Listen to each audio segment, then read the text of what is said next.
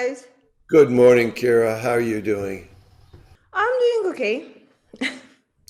I I'm doing great. yeah. So I have been training. I know I'm much better in firing guns than I was before. I Yesterday we were able to rescue 12 people from their like who were refugees who were fleeing from the place that was bombed. So feel pretty good about myself today. Well, I've been watching this for the last week. The thing that occurs to me most in what is going on over there. My son, for example, right now is in Berlin, and he says, "Dad, you know, Ukraine is like from here to Oregon.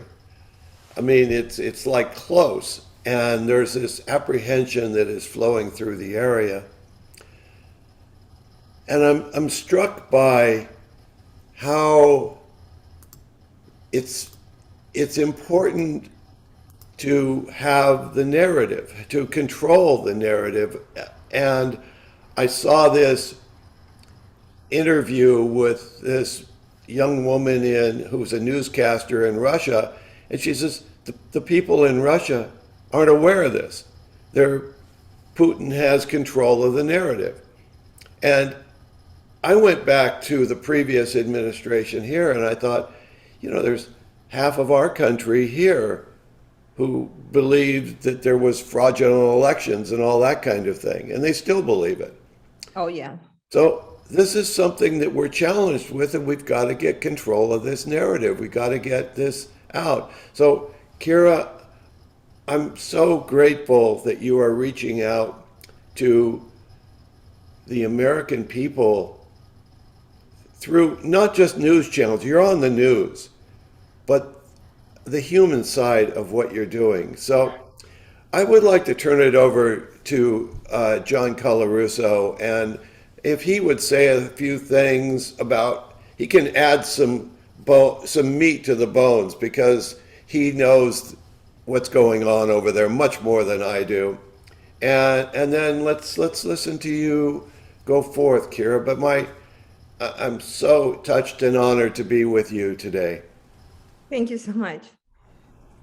Yes. Добрый день, Kira. Good morning or good evening, actually. Good evening. Yeah, for you. It's good. It's good that we can communicate again, talk again. I'm actually in Canada, although I'm a dual citizen and began in the United States. But I do have a question from my Canadian contact. Let's put it that way.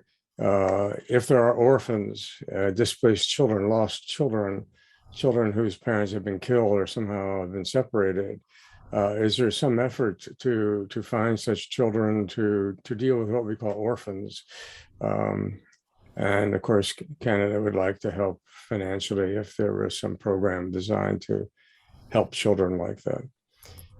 So I will ask around because honestly, the informational flows are so messy right now that you cannot you can imagine things are just extremely messy. And I will figure out. I'll ask around if there are any such programs. I think they are, and I'll get back and I will be very grateful for the support. So my country needs everything right now. Whatever you can do. Imagine there is no excess in anything. So I would imagine that it might be something that would have to be taken up with surrounding countries like Poland, Hungary, Moldova, Romania, where the displaced people are, and there might be more orphans wandering around. I saw on news there was some boy who was like 11 years old who had found his way all the way to, I think it was Hungary. Hungary. Yeah, they were taking care of him. He had no parents. So this would be an effort that would have to extend outside the borders of Kiev. The other thing I'm wondering, just from my own part, and one reason I invited Marissa Khurma is I've known her for decades. She's a Circassian. and part of the diaspora that the Tsar, the Russian soldiers drove out in the 19th century. And they live among Arabs now, in Turkey particularly, but also elsewhere, Jordan. And Marissa is from Jordan, and she has high links to the royal family of Jordan, and in fact introduced me to Prince Ali, so I know him. He was also part Circassian. And the question is, this is a big oil producing region. Not Jordan particularly itself, but Saudi Arabia, the peninsula, whatnot. Its chief claim to being recognized as in any way important on the world stage. And this puts it in some ways either in collaboration with Russia or in direct conflict with Russia. And there is a tendency among young Arabs, apparently, according to her work and study, to see that the U.S. is somehow leaving the Middle East, and they would rather deal with Russia as an external hegemon than to deal with the United States, which strikes me as bordering on insane, and perhaps due to, as Dana put it, the failure to control the dialogue or the discourse here. And because all they need to do is turn to the Circassians among them to find out what it's like to deal with Russia. And we're seeing this, of course, with your people as the target now of Putin. So that was something I thought that she could add. The other thing I'd like to do, I don't know any, well, I know one academic, but China, I think I think Putin lied to China. And I think he took advantage of China's efforts to form a counterweight to the Western world. And I think the Chinese are now in a position where they would very much like Putin to stop, but don't quite know how to bring about that cessation. And it would be nice if we could have a China expert on, but I don't know. I have to contact my China expert and see what. I know two. One of them is politically savvy, and she might be someone to have on the next time we meet. But I'm thinking of external influences that might be brought to bear, whether it's alternative oil sources or whatnot, or whether it's Iran. And I'm dealing with the Iranians almost every other day. And whether it's the Chinese to somehow interfere, because I don't think the Russian people are going to be a decisive factor in this. I think they will play a long-term factor in terms of what kind of successor may come after Putin. But I think right now, to control or stop this war, someone has to stop Putin directly, and that's going to be done from somewhere within a tight inner circle in the government of Russia. Well, we do hope that this will happen. We hope, yeah. Well, there are some rumors. I'm being fed information and asked for my opinion on what I think of it, and there are some rumors. Do you think it's not just everyone's happy? No. No, not everyone's happy. Do you think it's just a wishful thinking of people, or this is like something this could really happen? It might happen because of the plausibility of the people named in the possible developments. I don't want to do it here because I'm sure we're being watched. I was a security advisor to the Clinton administration, and at one point I had 16 countries tapping my phone line. I could hardly hear anything. There's so much energy being diverted by taps. So I know what this situation is like. I've been there, done that kind of thing. I also had a colleague from Concordia in Montreal, Richard Foltz, who was supposed to be invited. I don't know, Dana, if you ever sent him a link or not. He's a cultural historian, and he's very much up on Iranian world. His focus is the world of Iran in the large sense, including Ossetians in the North Caucasus and stuff like that. But I think that the world has reacted negatively by and large to what Putin has done. And I think one of the goals is, I think might be useful, is to try to mobilize or focus that negativity into some tangible actions that would actually make Putin stop. or take Putin out and make the successor stop. That might be. But whether Putin, in the situation that Putin's in, with so few people around him at the very top like that, that's an inherently unstable situation. And he's gotten himself into this, and a wiser man would have basically had a whole bunch of people supporting him, doing this, that, and the other, but not Putin. He's frightened. He's under threat. I think that's why he's behaving this way. Anyway, those are some of my ideas. And if I don't want to take up all your time.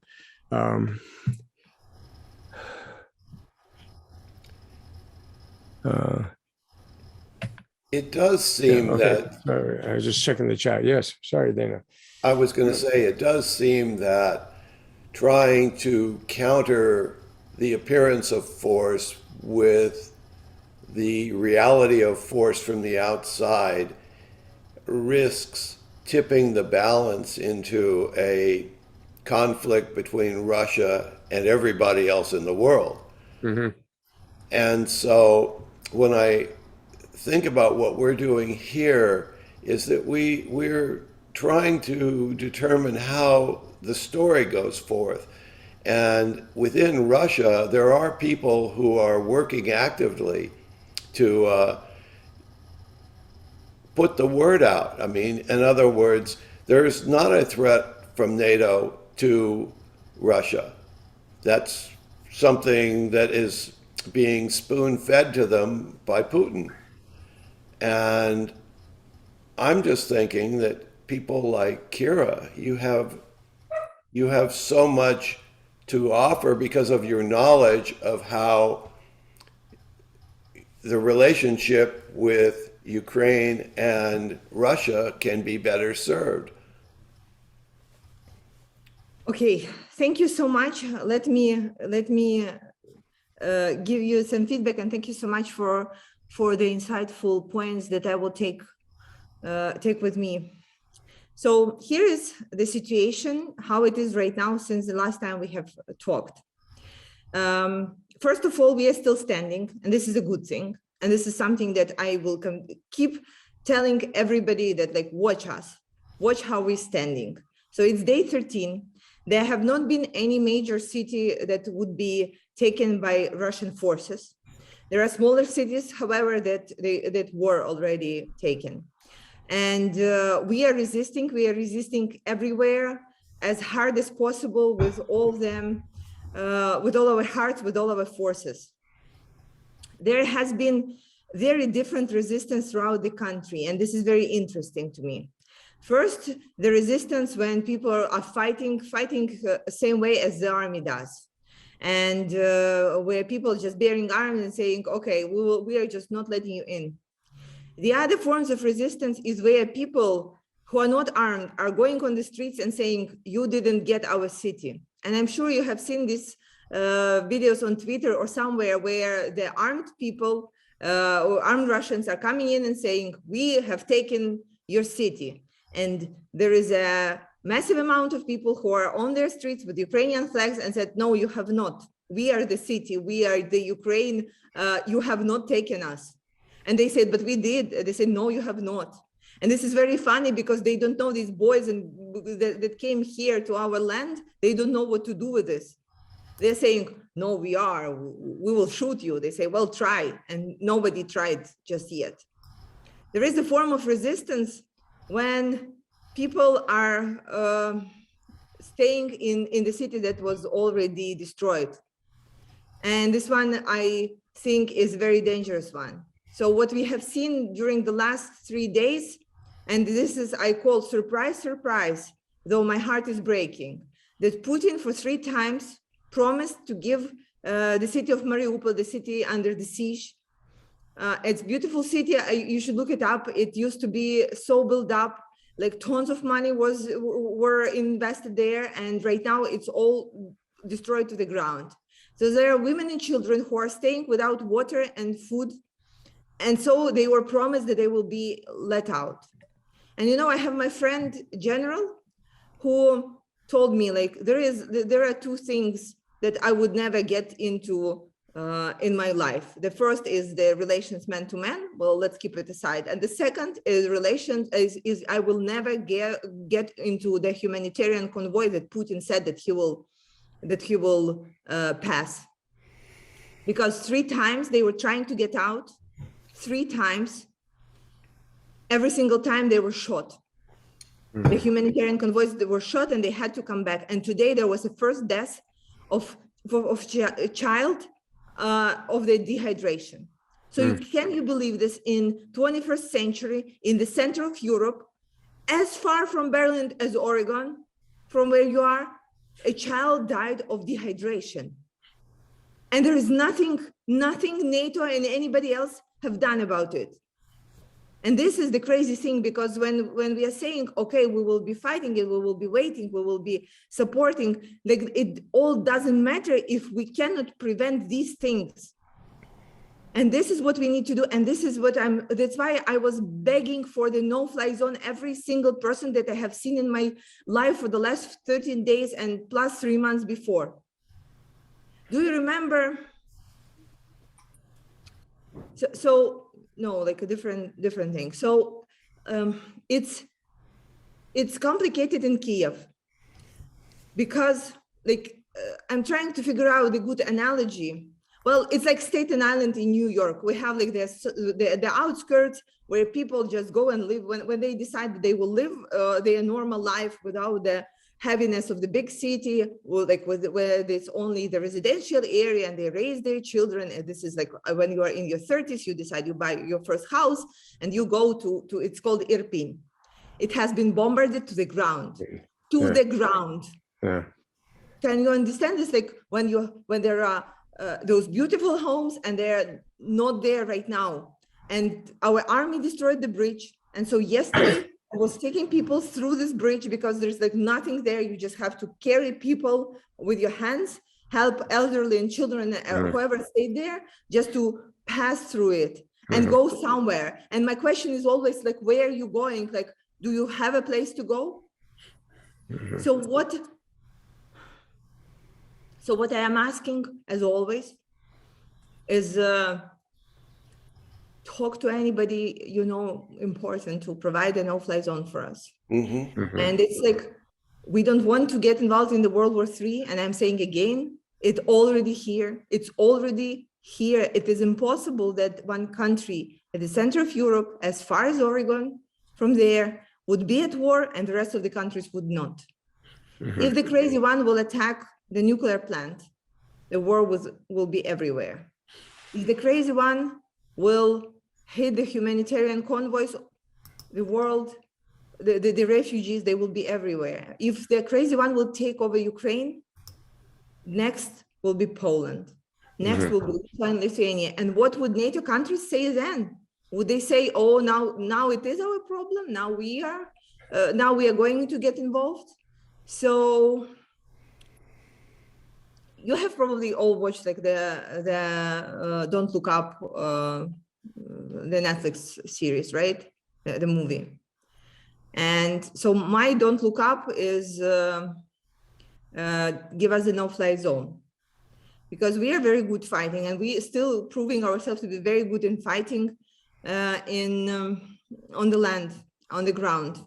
We are like, as of right now, there has been 1,000 soldiers for every day of war that was killed from the Russian side. It's pretty good result for the small country fighting one of the largest armies in the world, right? And we will be able to win. And I'm so persuaded that we'll be able to win. And the worst thing that I feel right now, and that I know right now, that at some point we will be given the no-fly zone, but it will be too late. Because right now, we are fighting even not against Russia, we are fighting against time for everybody to make their decisions, to go through the processes, to talk to each other, to figure out what's the conclusion, to weigh the political things, etc., etc., etc. And right now, at this single time, we are fighting and we will basically buying this time with our blood. And this is so unfair to every single person here, and this is so unfair to everybody who is building the future. So I'm trying to get this don't look up message, which is a no-fly zone message, to everybody I can, but I would really appreciate to everybody who is listening to us right now, any ways that we can get it out better. What we have done as of right now is like, I'm on every TV channel. I'm like I'm sleeping for 4 hours, and my mates here, ladies who are also know English and support me, they are doing the same. 16 to 18 pieces a day we are doing everywhere. Irish channels, Spanish, etc., etc. We are doing everywhere. So we would say, give us the no-fly zone. Give us the no-fly zone. Now our children are dying, and we were talking to all the important people that we know, and asking them to make it. Richard B. Branson made a tremendous statement that he will be sending financial aid, John Rowling, etc. Probably there is something more that we need to do, because I truly do believe that politicians, and I know how the politics work, politicians respond to when their audience is like has the opinion. Politicians want them to hug this opinion and say, yeah, this is what I thought myself too. And this is what we need to do to make sure that it will be just politically impossible for leaders of the NATO countries not to give it to us. And given what your John said, like about like high-level politics, I'm sure that right now there is like a internal fight in between US and Britain on who will take a lead in the UN. And United States are like doing a great job taking over the initiative. But I know that Britain is also like thinking maybe we could have our way there too. So we are using that as well. We are saying, hello, our friends from the United Kingdom. This is where you can win. You can be the first hand that is saying, we made this decision. This is how you can take the influence over the Europe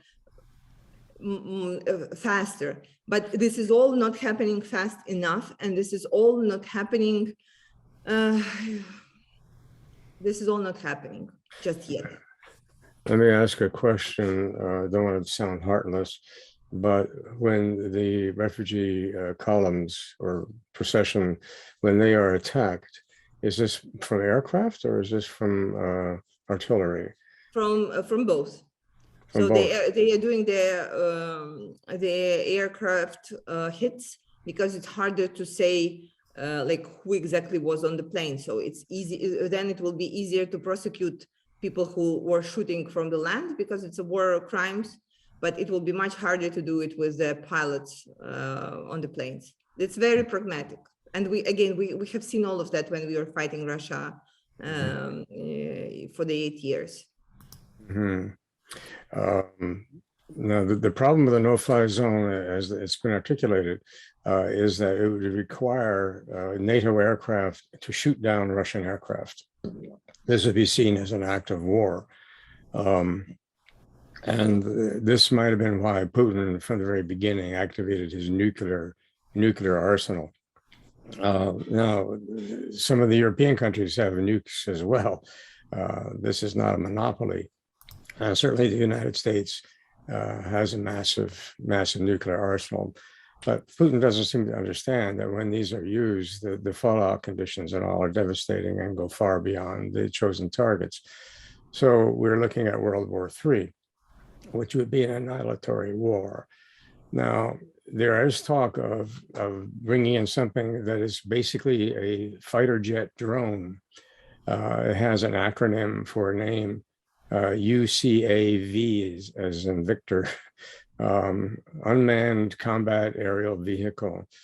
These things, I don't know what they look like. They've been quite secret until recently, but they're apparently devastating and would in fact clear the skies. So some talk of using that on a basis of sort of lend-lease, like lending them to your government for some kind of nominal fee, and perhaps clearing the skies that way. But I think that what we're witnessing, this is what I witnessed when the Russians fought the Chechens, is a military that really cannot perform in a kind of modern fashion and ends up reverting back to brutish and criminal behavior, similar more to World War II than to anything modern. And so this doesn't bring you comfort immediately, but it certainly means that when the world looks at the Russian military, they do not see a power. This is something that will have profound ramifications for Putin personally and for Russia generally. But there are problems with the conventional no-fly zone. There are Stinger missiles that we're trying to get to your people. And these are very effective, apparently, anti-surface-to-air missile, have been used to some effect. Already, I understand that nine Russian jets were downed today by your people. So there are complications when you go outside the immediate theater of war. And this is why I was trying to think of perhaps President Zelensky should contact Xi Jinping. Maybe he should contact Mohammed bin Salman. Maybe people in this more distant area would be able to exert influence on Putin, particularly the Chinese, but also the Arabs, because he has great aspirations to become the hegemon of the Middle East. This is a man totally out of control and totally unrealistic in his view of things. But I think Trump, and then before Trump, Obama, these people in some ways were extraordinarily weak. Trump particularly so. He was a Russian stooge. And so this is set the stage for Putin's miscalculation. Yeah. There is, oh, hi, Will. How are you doing? What's that on your face? Doing Will? okay. I'm very sorry to have missed the start of this conversation, and I'm just joining in. I don't mean to interrupt. I'm glad to catch a second and just support everything you guys are saying. Okay, you're on an airplane. Thank you, Will. You know what was gone from Ukraine 14 days ago? COVID. Nobody talks about COVID anymore. Nobody's wearing masks. Nobody, I don't think that anybody gets COVID right now. And it was such a big thing 14 days ago. One of the things I want to touch here is the alternative to World War III, of how we are seeing it and how the world is going to be developed after Ukraine's war. So look, in 1994, there has been this memorandum, which is called Budapest Memorandum. I don't know if everybody is aware of it, so I will tell to our audience. So after the Soviet Union collapsed, Ukraine had, I think, second or third nuclear arsenal in the world. We were left with a huge amount of nukes, and we were we were super proud of ourselves, and we were like, okay, we are a nuclear country right now. Watch us. More than 1,600, if I know the number. Yeah. Mm-hmm. So the countries, United States, Great Britain, I think it was Russia and Ukraine, gathered together and said, Ukraine, you need to give up your nuclear status and give up all your nukes. And for that, because it's we don't want to get closer to World War III, etc., etc. And for that, we promise you, guess what? Guarantees of your security and sovereignty. And everybody signed and shook hands, and we gave up our nuclear status. So we gave up everything that we had. And then, so I want to remind you, United States, Great Britain, Ukraine, Russia. They shook hands. So after that, 8 years ago, when Russia attacked our land, none of these countries said we want to start a nuclear war because we promised or whatever, or we want to start any war. They said, we will be supporting you, and Russia, So we'll try not to be emotional about this, but imagine that the war in Ukraine stops today. You know what would be my next step as a politician, as a patriot, as a whatever? I will go and make the parliament vote to restart the nuclear program, because now I don't trust anybody. And I can tell you that Poland will do the same, because I'm talking to Polish members of parliament. Lithuania and Lithuania will do the same, because there is we were living in this illusion of the global security, the saying, do your stuff, like go to work, you like do your job as a good member of the world society, pay like get involved in the UN, raise your hands, work in Euro Parliament, and nothing bad will happen to you. Now it turns out then when something happens to you, you get into all this, I'm sorry for the word unparliamentary, what shit was saying, oh, we cannot, it will be World War III. Well, guys, you promised. There is a written piece, the way you said, we will protect you. And now I said, well, we will take your refugees. Well, thank you so much. But this is not what we agreed to. And this is not about Ukraine right now. So if we knew before, this is true that no matter what, we would at least state, we are starting working on our nuclear program. Why? Because we don't trust you, because we think that at some point you will not protect us. And the problem is, again, not with the particular country, but that right now, after this common security system is failing, everybody starts thinking about their own safety. And I could tell you that the scary things are in Hungary, where Orban is like threatening people that he is already working on his nuclear program. And this is like not the world where I would want to live in, where Orban does have the red button, or et cetera, because everybody is just thinking, yeah, about that. And the NATO countries have given all the facts to support this, to support this, how should I say it, these claims. Because again, when we are returning to Budapest Memorandum, you know what's right now the response from the officials and of the United States and United Kingdom? You would love it. They say, well, it was never signed. We say, we gave up nuclear weapons. So now we know not to be so stupid. And now we know not to do this, but we made it for this like global idea of peace in the whole world. Now we know that there is such a global idea. And I know that you may not like what I'm saying right now, but it doesn't make it less truth. Because I may not be re-elected into next Ukrainian parliament, but which I hope wouldn't happen, etc. But what would definitely happen is people who will be elected to the next Ukrainian parliament will definitely be working on that. They will be definitely allocating sources, etc.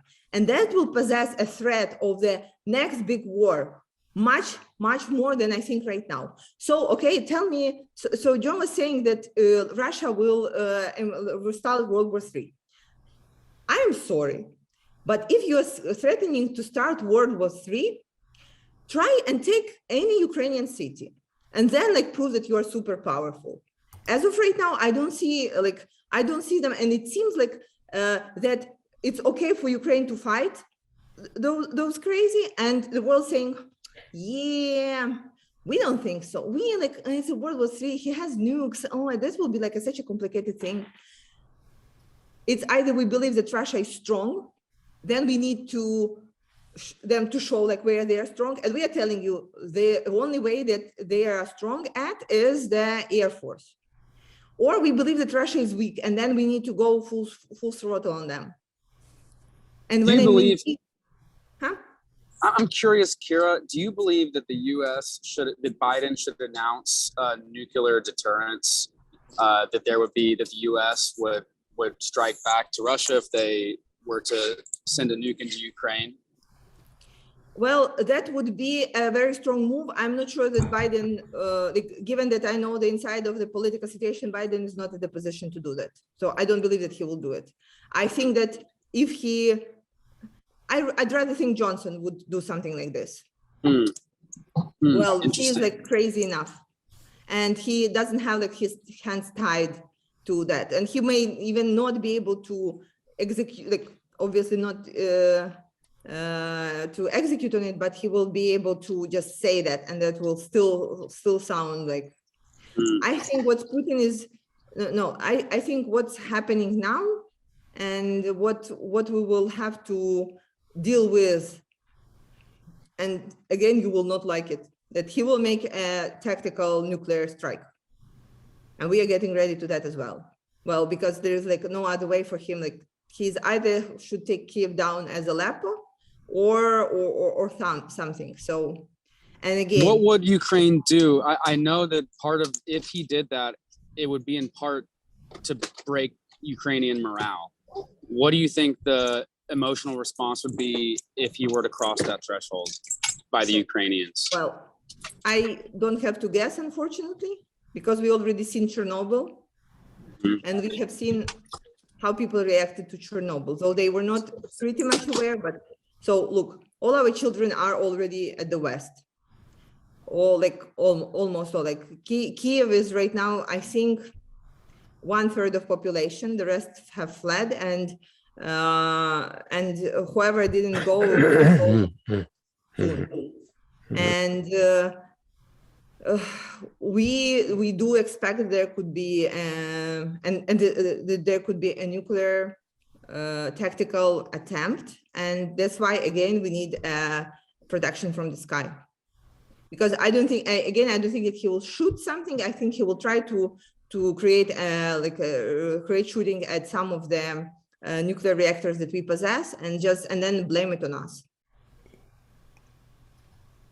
Well, it's what the intelligence says. It's like pretty on the surface right now. Yeah, I've heard about this possibility. It's certainly in the logic of someone with the savage intent that Putin has exhibited. There's nothing to say he wouldn't try it. I think one thing when I was dealing with the Russians back in the Clinton years, one of them said to me that stuck with me. He said, and he was complaining about NATO missiles and all this in Eastern Europe. And I said, they're designed to intercept missiles from Iran.